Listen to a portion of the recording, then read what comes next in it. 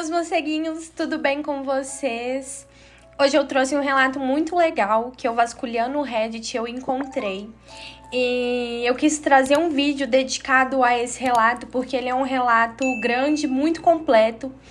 E eu tô muito entusiasmada para compartilhar com vocês esse relato. Eu ainda não li ele inteiro, mas me chamou muita atenção porque o criador, né, a pessoa que vivenciou essa história, criou algumas imagens geradas por IA para que a gente conseguisse visualizar o ambiente em que ocorreu. E eu achei isso uma ideia, assim, genial, né? Porque são pouquíssimos relatos que as pessoas disponibilizam imagens do ambiente para que a gente consiga viver aquela história realmente como ela é, sabe? Então, eu tô muito entusiasmada. Eu já deixo claro que as imagens são geradas por IA e eu vou deixar elas ao decorrer da história, né? Para que vocês consigam visualizar também o ambiente. Mas esse criador da história, eu vou deixar o nome dele na descrição, vou dar os créditos para ele, porque ele que tá oferecendo pra gente esse vídeo maravilhoso, né? Então, eu vou deixar os créditos dele aqui na descrição, assim como o meu e-mail para que você que tá me assistindo envie também o seu relato. E eu ficarei muito feliz e entusiasmada para trazer um vídeo aqui também contando o relato de vocês. Eu estou muito ansiosa para isso. Então, é isso, gente. O criador dessa história, se vocês pesquisarem lá no Reddit, ele depois disponibilizou algumas imagens reais do ambiente em que se passou, né? E eu dei uma olhada lá e realmente se parece muito com o que ele fez com a inteligência artificial. Só que eu não vou colocar aqui nesse vídeo porque eu não sei se é da vontade dele, né? Mas tá lá disponível no Reddit, caso vocês tenham interesse em buscar essas imagens, é só ir lá no perfil dele que vai estar lá nos comentários desse relato, tá? Então, sem muita enrolação, apaguem as luzes e vamos para mais um relato comigo. Por trás da porta de vidro. Aviso: esta é uma história real, ou pelo menos é real como eu me lembro dela. Eu era uma criança criativa, como você provavelmente vai perceber ao longo do texto. Gostaria de poder dizer o mesmo sobre o meu eu de 35 anos. Eu queria contar essa história há muito tempo, mas nunca consegui escrevê-la de um jeito que parecesse bom o bastante para compartilhar. Essa é a primeira versão com a qual realmente fiquei satisfeito. E a que melhor transmite o que eu sentia em relação aos acontecimentos que você está prestes a ler. Também adicionei algumas imagens geradas por IA, porque certas partes da casa onde isso aconteceu são difíceis de descrever. E se depender de mim, não existe a menor chance nesse mundo de eu voltar para lá para tirar fotos reais. Então, imagens com IA, como apoio visual, é o que eu tenho para oferecer. As imagens estão tão próximas da minha memória quanto eu consegui fazer. As que parecem assustadoras servem para representar o quanto o lugar real era assustador. Não era uma casa agradável. Gente, eu quero também dar um adendo. O primeiro vídeo que eu postei aqui, eu tô sem luz, né? Mas eu fiquei com tanto cagaço que eu coloquei agora uma ring light. Então, se vocês estiverem estranhando aí a iluminação, é por causa dessa ring light que eu coloquei, tá, gente? Mas bora lá para o relato. Até mais ou menos meus 12 ou 13 anos, minha família e eu moramos no mesmo apartamento. Ele não era realmente nosso. Meus pais ainda não tinham condições de comprar uma casa, então morávamos na casa da minha avó. Um apartamento antigo no segundo andar de um prédio. Antigo de 2 andares. Em uma cidade pobre e esquecida em algum lugar do Brasil. Não havia nada de charmoso ou pitoresco ali. Não era o tipo de prédio antigo que as pessoas descrevem como cheio de personalidade. Ele era só velho. Ele tinha sido construído no começo dos anos 70 Eu morei lá nos anos 90. Até onde eu sei, nenhuma reforma de verdade aconteceu entre uma época e outra. As paredes carregavam décadas de mãos, fumaça, poeira, calor e abandono. Alguns pontos eram mais escuros, manchados, onde as pessoas tinham encostado repetidas vezes ao longo dos anos. O lugar inteiro tinha aquela sujeira permanente que os prédios antigos ganham quando continuam sendo usados. Mas ninguém tem dinheiro ou energia para deixá-los novos de novo. A entrada pela rua era uma porta estreita, com armação de metal e painéis de vidros. Ela fazia um barulho horrível toda vez que alguém abria. Depois dessa porta havia uma escada, estreita e feia, com paredes sujas, e os degraus eram pintados de um vermelho escuro. Eram 32 degraus. Eu me lembro de ter contado um dia. No topo da escada, você virava à esquerda e entrava em um pequeno hall. Aquele hall foi o tema dos meus pesadelos por anos. Era quase quadrado, com cerca de 2,5 metros por 2,5 metros.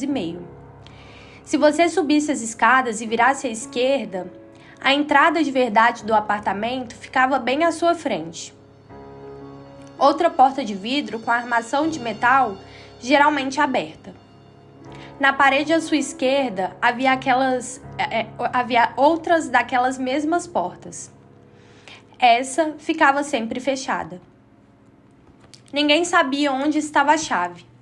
Ninguém sabia nem se existia uma chave. Minhas irmãs e eu tínhamos enfiado o chiclete mastigado no buraco da fechadura muito antes de qualquer uma dessas coisas acontecer. Então, mesmo que a chave existisse, duvido que ela ainda servisse para alguma coisa. À esquerda daquela porta fechada, na mesma parede, ficava o corredor. Minhas amigas e eu o chamávamos de cabaré. Muito antes de qualquer um de nós fazer ideia do que essa palavra significava. Era um corredor longo e escuro, que corria paralelo à escada, com outro lance de escadas, no fundo, levando para a laje. O lado direito dele era entulhado de tralhas que minha avó acumuladora não deixava ninguém tocar. Durante o dia, quando ela dormia seu cochilo da tarde, nós entrávamos escondidos para fuçar as coisas. Encontramos de tudo: o antigo caderno de poesias do meu tio, o vestido de casamento da minha avó cheio de pequenos furos feitos por traças, talheres de prata antigos, pratos esmaltados com nomes de pessoas gravados. Perdi a conta de quantas vezes apanhei de cinto por mexer nas coisas dela. Isso era normal naquela época. Não guardo mágoa. Minha avó era uma boa pessoa apesar disso. Bem no fundo do corredor havia uma janelinha. À noite, um pouco da luz do poste da rua entrava por ela, o suficiente para impedir que a escuridão fosse completa, não o suficiente para fazer aquele lugar parecer correto. Passando pela porta aberta para dentro do apartamento, imediatamente à esquerda ficava a sala de TV. A porta de vidro fechada do hall também fazia parte dessa sala, embora do lado de dentro ela fosse bloqueada por uma poltrona que ficava encostada ali desde que eu consigo me lembrar. À direita ficava o nosso velho computador com Windows 95. Isso foi antes de a internet chegar no interior do Brasil. Então minha maior diversão era criar obras-primas abstratas no MS Paint e jogar 3D Paintball, Space Cadet. Gente, vocês já jogaram esse jogo? Eu tive contato com o computador desde muito jovem, mas eu acho que eu nunca vi esse jogo assim, que eu me lembre, né? Como se esse fosse o auge da realização humana. Era ali que eu passava a maior parte do meu tempo quando tinha 6 ou 7 anos. Talvez antes disso, nas minhas lembranças de antes, já estão quase todas perdidas. Ai, tô com uma dor no pescoço. Gente, desculpa se eu ficar fazendo isso, mas meu pescoço de uma hora pra outra começou a doer. Mas vamos lá. Talvez até antes disso, mas nas minhas lembranças de antes já estão quase todas perdidas. Às vezes que eu assistia TV enquanto programas de TV brasileira de qualidade questionavam, passavam ao vivo. Às vezes eu sentava no computador, fazendo artes que eu tinha certeza que poderia rivalizar com Picasso. Esse cara é bem humorado, né? E sempre, logo além da sala, havia o hall. Como a cidade era pequena e a criminalidade era quase inexistente, a porta da rua lá embaixo basicamente nunca ficava trancada. A campainha não funcionava. Eu não me lembro dela ter funcionado alguma vez. Se alguém vinha visitar, simplesmente abria a porta, subia a escada vermelha e se anunciava do hall. Por causa daquela porta de vidro fechada, nós sempre víamos a silhueta antes da pessoa falar. Uma forma aparecia atrás do vidro. Alguém chamava. Um parente, um vizinho, um amigo. Era normal, mundano. Parte da vida diária daquele apartamento. E provavelmente foi por isso que, por muito tempo, eu não entendi que o que eu via não era normal.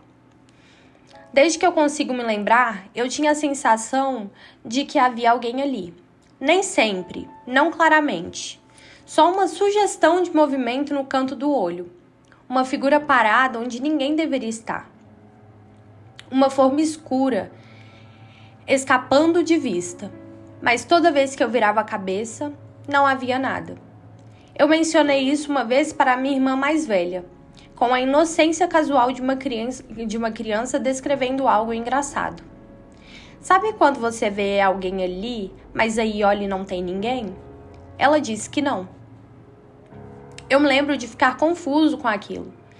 Para mim, acontecia com tanta frequência que eu já achava que acontecia com todo mundo. Ainda sou grato pela teimosia da minha mente de criança, porque, em vez de me assustar com a resposta dela, decidi que ela estava mentindo. Ela tinha esse hábito, então ignorei. Por um tempo, nada além disso aconteceu. Eu nunca via nada de verdade.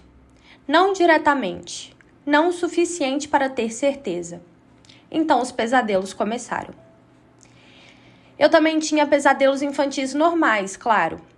O Velociraptor de Jurassic Park me devorou várias vezes, mais do que eu consigo contar. Cobras saíam pelo ralo do chuveiro para me picar. Monstros me perseguiam por lugares que só faziam sentido em sonhos. Mas havia um pesadelo que voltava repetidas vezes. Nele eu estava fazendo coisas normais de criança e meu pai ficava bravo, porque eu tinha feito algo errado. Ele era um pai incrível na vida real. Mas por um tempo ele e minha mãe acreditavam em punir primeiro e explicar depois. Eventualmente, eles entenderam o erro, mudaram e repetiram.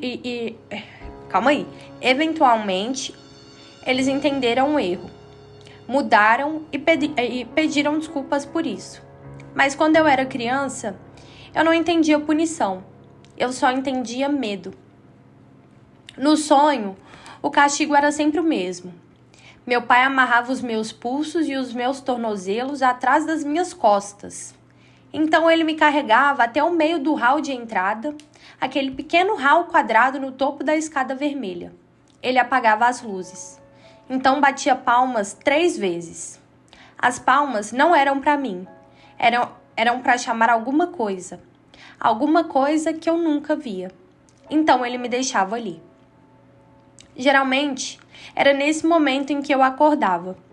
Mas acordar era quase pior do que o sonho. Assim que eu abria os olhos, os sons começavam. Nunca eram altos. Talvez isso os tornassem piores. Barulhos altos. O que é isso aqui, gente? Eu já tô começando a ficar... Já tô começando. Calma lá. Nunca eram altos, talvez isso os tornassem piores. Barulhos altos podem ser explicados. Uma batida, um grito, uma moto passando na rua. Aqueles eram baixos, o bastante para me fazer questionar se eu estava mesmo ouvindo, mas claros o bastante para saber que eu estava. Passos distantes e lentos vindos do cabaré. Uma voz de homem, baixa e indistinta, dizendo palavras que eu não conseguia entender.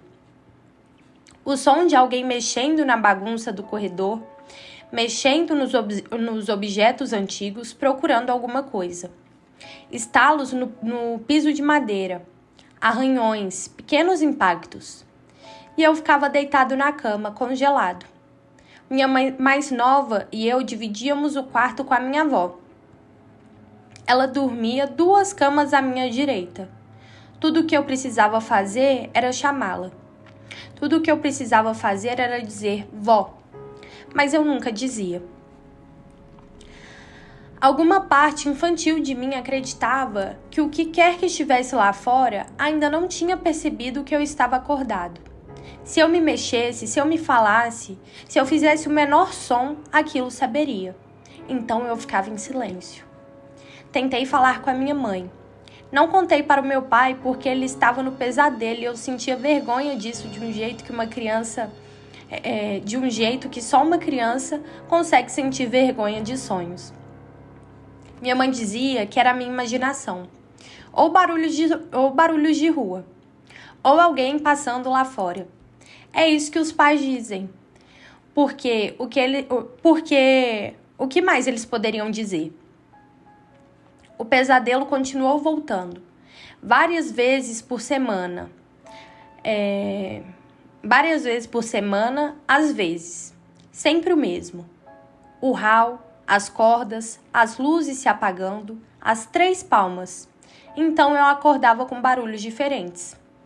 Às vezes passos, às vezes vozes, às vezes o som de mãos. Gente, vocês escutaram esse barulho? Pelo amor de Deus. Eu acho que eu vou ter que começar a usar a luz na sala. A ring light não tá me protegendo, véi. Ai, meu Deus, calma. Esse calma é pra mim, tá? Não é pra vocês, é pra mim. Às vezes o som de mãos mexendo nas coisas esquecidas da minha avó no corredor. Chegou a um ponto que fiz xixi na cama porque estava com medo demais para levantar e ir até o banheiro, que ficava a poucos metros dali.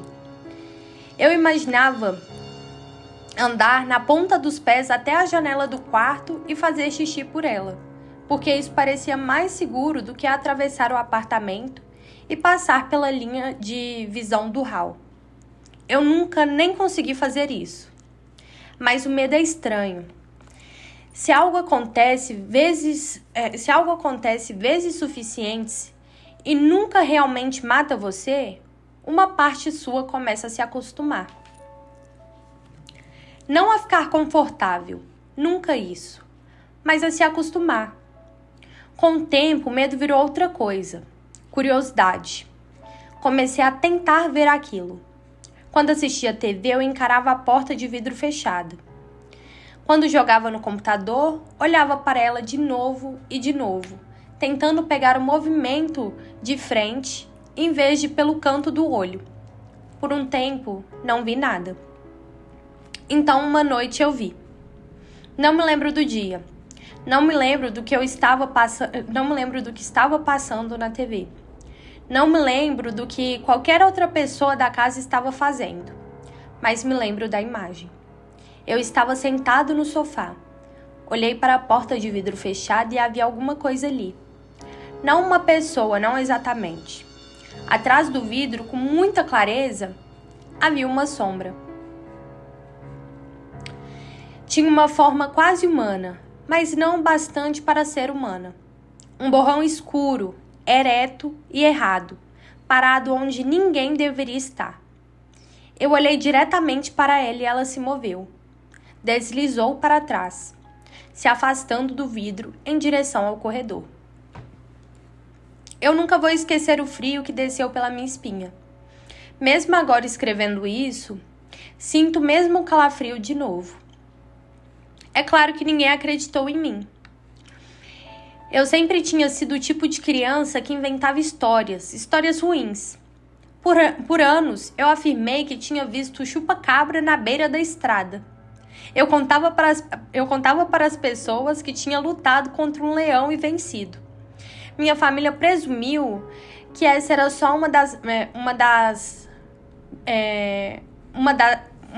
que era só mais uma das minhas ficções. Desculpa, gente, mas é o nervosismo. Só que dessa vez eu tinha me envolvido demais nela. Mas aquilo não parecia uma história. O pior era que a coisa nunca entrava na casa. Ficava no hall, no corredor, atrás do vidro, perto do cabaré, como se estivesse confinada ali, como se pertencesse àquele lugar. Depois daquela noite, as coisas mudaram. Não sei explicar isso sem soar ridículo, mas parecia que o que quer que estivesse ali sabia que eu tinha o visto. Os barulhos, depois do pesadelo, ficaram mais frequentes. O movimento atrás do vidro ficou menos nítido. Aquilo aparecia quando queria. Vi a sombra muitas vezes depois disso, indo e vindo pelo hall, ou indo em direção ao corredor. Por mais de um ano, minha família ainda não acreditou muito em mim. Então, uma noite, minha mãe quase acreditou. Ela tinha chegado das aulas noturnas. Era professora e devia ser por volta das 10. Estava me ajudando com o dever de casa na copa, bem perto da entrada do apartamento. Por causa da hora, a porta para o hall estava fechada. Eu olhei para o vidro.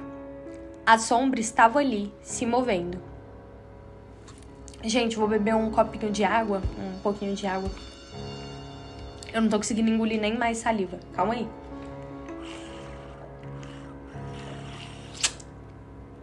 A sombra estava ali, se movendo. Apontei para ela e contei para minha mãe. Lembro da minha voz falhando. Lembro de começar a chorar. Lembro de dizer que estava ali, que estava se mexendo, que eu conseguia ver. Minha mãe olhou e não viu nada. Mas acho que foi naquele momento que ela acreditou que eu estava vendo alguma coisa, mesmo que ela mesma não conseguisse ver. Não muito tempo depois, nós nos mudamos. Não por causa disso, não. Meus pais não acreditavam em mim o bastante para isso, mas eu fiquei agradecido mesmo assim. Meus pais estavam construindo uma casa, mas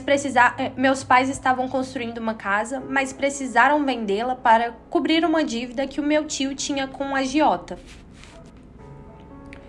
Ele era irmão da minha mãe e melhor amigo do meu pai.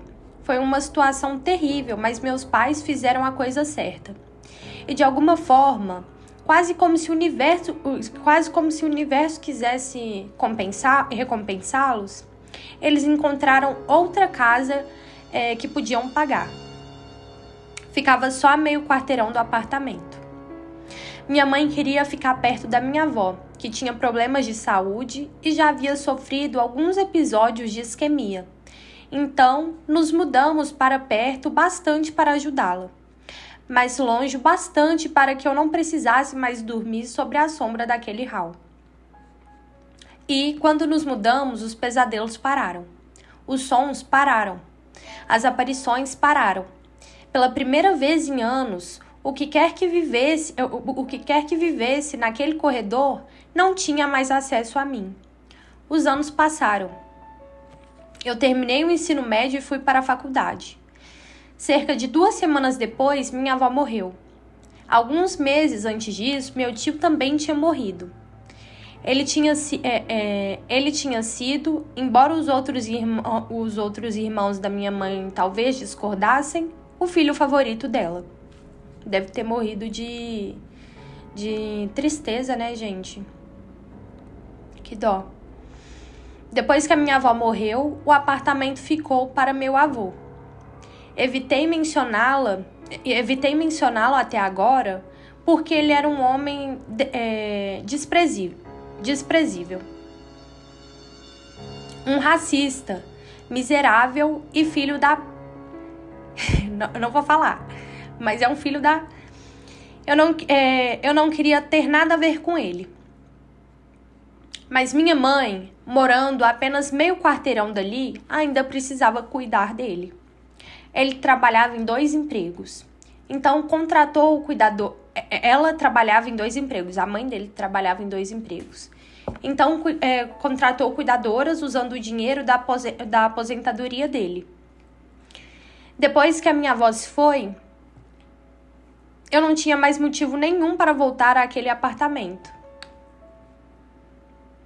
Eu não queria ver o meu avô. E queria menos ainda ver o que eu não queria ver o meu avô e queria menos ainda ver o que eu acreditava que ainda estava esperando no corredor. Então, em um fim de semana, voltei da faculdade para visitar a minha mãe. Era um domingo preguiçoso. Eu não tinha prova chegando. Estava tentando fazer meu velho Game Boy Color verde voltar à vida quando a minha mãe veio até mim com aquele olhar de mães, aquele olhar que mães usam quando já sabe que você vai dizer não e estão preparadas para fazer você se sentir péssimo por isso. Ela disse que não queria me pedir aquilo. Disse que não tinha mais ninguém. Uma das cuidadoras tinha mexido na TV do apartamento do meu avô e agora não funcionava. Como era domingo, nenhuma das pessoas que a minha mãe costumava chamar estava disponível. Meu avô estava dormindo. A cuidadora não tinha nada para fazer além de ficar sentada ali, e o seu único entretenimento era assistir aos programas de domingo de gosto questionável. Eu recusei. Minha mãe insistiu. Então usou todas as cartas que mães guardam escondidas na manga para exatamente esses momentos. Então eu fui. Meio quarteirão rua abaixo. Até aquela miserável porta de metal. Meio quarteirão abaixo até aquela miserável porta de metal e vidro, com o número 13 escrito à mão ao lado. Subi os 32 degraus vermelhos, entrei no hall. Não havia nada ali. O apartamento parecia velho e morto, mas vazio. Fui rápido. Entrei, encontrei o problema e consertei. De alguma forma, a cuidadora tinha conseguido desenroscar o cabo coaxial da TV. Conectei de novo. Disse à minha mãe que eu não ficaria ali nem mais um minuto e fui embora. Desci as escadas o mais rápido que consegui sem correr. Lá embaixo, abri a porta barulhenta de vidro para a rua. Então, por algum motivo, olhei para trás. Em uma última olhada, no topo da escada, no hall, a sombra estava lá, me observando. Fechei a porta e nunca mais voltei. Gente, chegamos ao fim desse relato. Não sei nem se eu tenho considerações, sinceramente. Eu tô com um cagaço. Gente, tô até arrepiada, olha isso. Eu não sei se vai dar pra aparecer, mas eu tô até arrepiada. Enfim, o relato foi esse. Eu imagino que essa sombra, né, que ficava ali, seja por causa das tranqueiras que essa casa tinha acumulado, né? Essa falta de cuidado pode ter ali puxado talvez um obsessor, não sei exatamente, mas existem espíritos que rodeiam o lixo, né? Louça suja também, roupa suja. E como era um ambiente que estava largado, tinha até traças no vestido de casamento da sua avó, eu imagino que esse espírito, né, que você via, seja por causa dessa bagunça, né? Mas enfim, gente, o relato foi esse. Eu adorei contar pra vocês. Olha, eu tô arrepiada. Eu gosto de história assim que me arrepia. Então, é isso. Espero muito que vocês tenham gostado. Vou ressaltar aqui, né, reafirmar que o dono desse relato vai estar aqui na descrição. Vou dar os créditos dele pra história, que é uma história, assim, incrível, um relato arrepiante. Eu tô, assim, sem muitas palavras, sendo bem sincera. E o meu e-mail também, para que vocês possam me enviar um relato para contar aqui no canal, também vai estar aqui na descrição, tá bom, gente? Muito obrigada por ter ficado até o final do vídeo. E é isso, um beijão e até o próximo relato. Tchau, tchau!